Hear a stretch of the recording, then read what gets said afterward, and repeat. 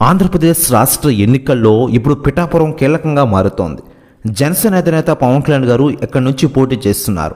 2019 ఎన్నికల్లో పోటీ చేసిన గాజువాక, భీమవరంలో పవన్ ఓడిపోయారు. ఈసారి ఎలాగైనా గెలిచి అసెంబ్లీలోకి అడుగు పెట్టాలన్నది పవన్ లక్ష్యం. పవన్ తాను పిఠాపురం నుంచి పోటీ చేస్తున్నానని ప్రకటించిన వెంటనే అక్కడ టీడీపీ ఇన్ఛార్జ్ వర్మ మద్దతుదారులు రభస సృష్టించిన విషయం తెలిసిందే. వర్మతో చంద్రబాబు గారు మాట్లాడారు. ఇటు పవన్ పిఠాపురం వెళ్తున్న విషయం మనకందరికీ తెలిసిందే.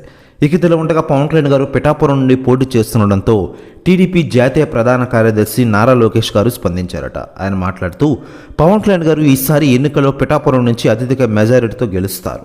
మరోవైపు పవన్ కళ్యాణ్ గారిని పిఠాపురంలో ఓడించడానికి భారీ కుట్రలు జరుగుతూ ఉన్నాయి. ఆయన వెంట్రుకు కూడా ఎవరూ పీకలేరు, ఆయనది ఘన విజయం పిఠాపురంలో అంటున్నట నారా లోకేష్ గారు. ప్రెస్ న్యూస్ కూడా తెగ వైరల్ అవుతోంది ఆంధ్రప్రదేశ్ రాష్ట్ర రాజకీయాల్లో. ఇకపోతే పవన్ పిఠాపురంలో గెలుపుకు వర్మ సహకారం కీలకంగా మారుతోంది.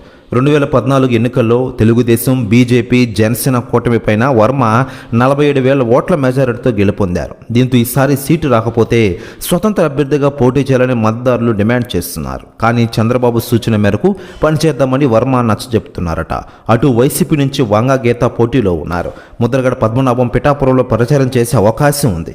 పవన్ను ఎలాగైనా ఓడించాలనే లక్ష్యంతో కొత్త వ్యూహాలు అమలు చేస్తోంది వైఎస్ఆర్సీపీ.